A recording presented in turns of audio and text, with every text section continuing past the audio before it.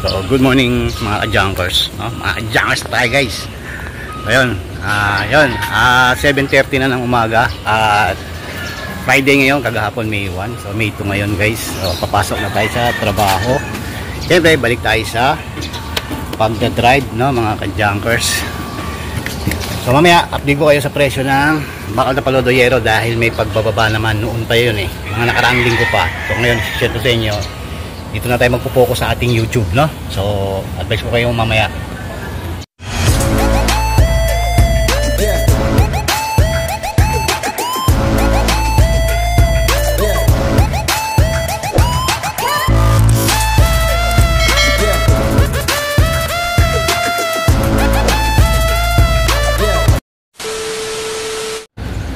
Time na tayo, mga junkers. Please try again. Ayaw ah. Thank you. Apa? Thank you. 40. So, yun. Good morning guys. Dito na tayo ngayon sa, dito kami ngayon sa BGC. Bandang BGC. So, yun. At unang hakot na yung dalawang kasama ko, yung health na to, dalawa. So, si Richmond at saka si Ilaya. So, nakaunang hakot na sila. Nandun sila sa, ayan, sa RBU tayo guys. Nandun sila sa loob ng mall. So, mga 3 hakot lang daw to. Tapos balik na tayo sa warehouse namin. Pero mamaya magpa-price update ako, makasingit tayo. Habang nasa taas sila, so sana makapag-price update tayo agad. Sana hindi na umabot ako dun sa warehouse. Sa warehouse, nahiya ako dun. So pag naka-uling hakot na nila, mag-price update tayo sa presyo ng bakal na palodoyero, Calabos B, no? So update ulit kayo mamaya.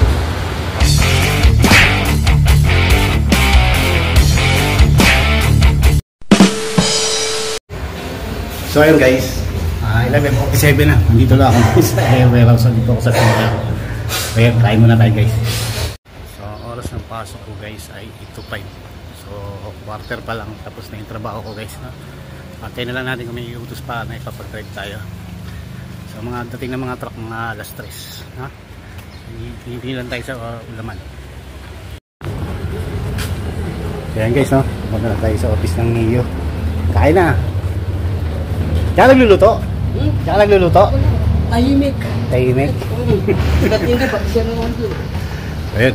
Ito kami sa office. Dito lang kakain guys. Ha? Aircon dito guys. So update ulit kayo mamaya para sa pag-update ko naman ng bakal na palodoyero. No? So, let's go.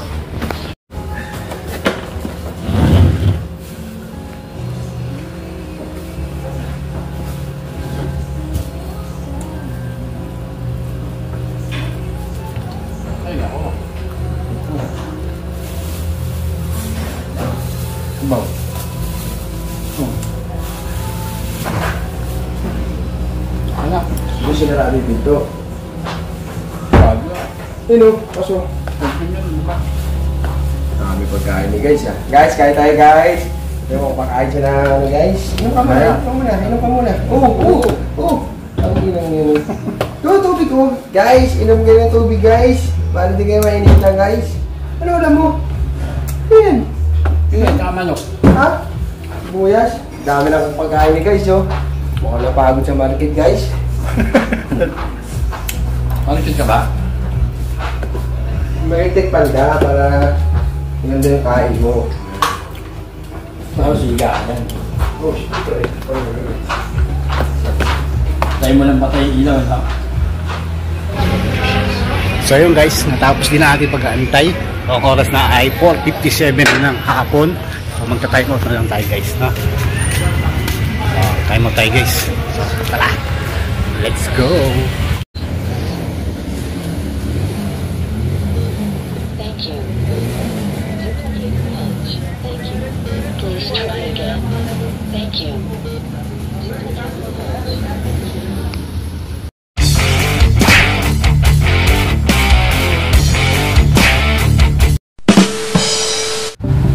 At muli mga ka-junkers, ako'y nagbabalik dahil ang oras na ay 7:60 na ng umaga. Mga ka-junkers, magandang umaga sa inyo sa may panig ng mundo. Ang araw ngayon ay Saturday, May 3 na po mga ka-junkers. So yung napanood nyo dito sa simula ng video to ay yung kagahapong video natin yan na ginawa na hindi natin napagpatuloy. So nabanggit ko nga dyan sa simula ng video to na magpa-price update tayo ng bakal na palodoyero Calabos P. So hindi na natin nabigyan ng pagkakataon na mabuo yan mga ka-Jans, no?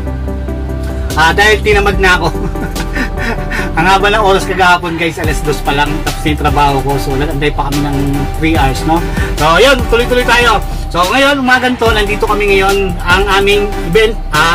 Dito ngayon kami, nag-service kami ngayon sa event na aming pinagtatabuhan ng PC Express mga ka-Jans, no? Nandito kami ngayon sa SM Clark, Pampanga mga ka-Jans guys, no?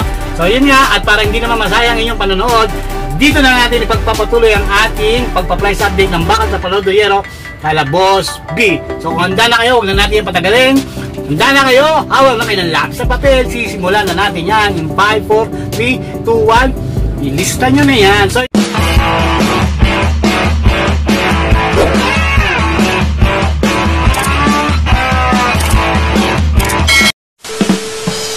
ito mga ka-Jangers, effective to nung nakaraang April 30 lang mga ka-Jangers. So may init-init pa to dahil ang araw ngayon ay May 3 pa lang mga ka-Jangers, no? So huwag na natin patagalin, simulan na natin yan sa presyo ng Bacal Solid. So Calabos B mga ka-Jangers, ang Bacal Solid nila ay tatlong klase. Meron silang tatlong klase na tinatawag na, excuse me po, tinatawag na Class A, Class B at Class C na Bacal Solid. So ang unang nating babanggitin ay yung Class C na Bacal.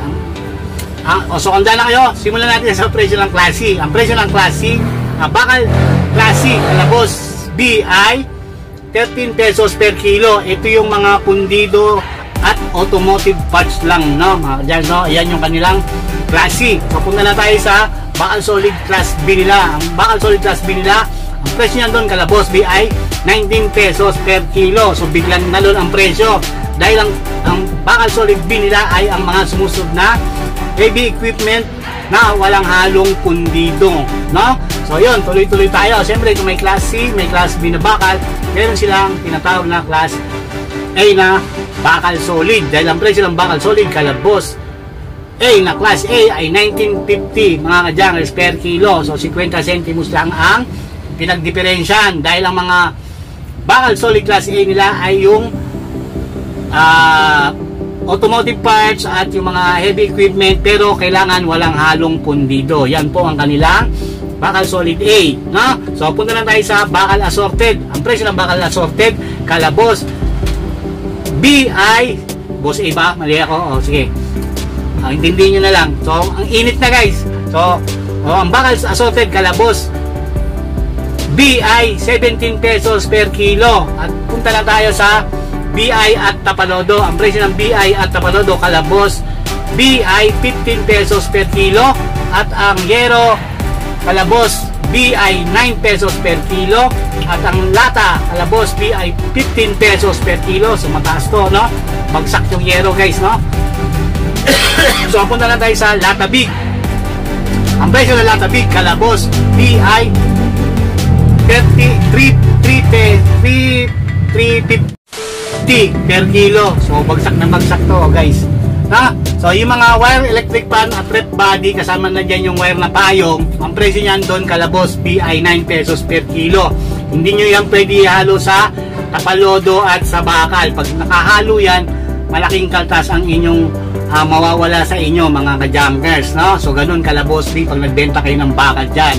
Dahil sa mga nabanggit ko, wala akong nabanggit dyan na less percent. So pag nakita pa lang nila yung mga kalakal nyo, doon pa lang sila babawas ng ililis nila doon sa inyong kalakal na ibibenta. So yan mga ka-Jangers, ang presyo ng mga Bacal Tapalodo Yero Calabos B. Huwag po kayo magalala dahil ang mga presyong binanggit ko ay gawin yung lang yung guide, ipagkumpara nyo lang yan doon sa inyong mga binibentahan o inyong mga pinagbabagsakan na mga rektaan. So sila Boss B, paalala ko lang ay hindi po sila bumibili ng bakal na bakal resibo doon sa mga tunawan mga ka-Jangers, no? Ang bumibili ng bakal resibo ay si Boss A, no? Makikipag-usap kayo dun Calabos A kung paano rumekta ng tunawan mga ka-Jangers, no? So muli, mga presyo na bangi ko, gawin nyo lang yung guide, lalong-lalo na sa mga gustong pumasok sa paghahanap buhay ng pagja-junk shop. So yan po ang mga presyo ng mga kalakal doon sa mga nirerektahan ng mga junk shop.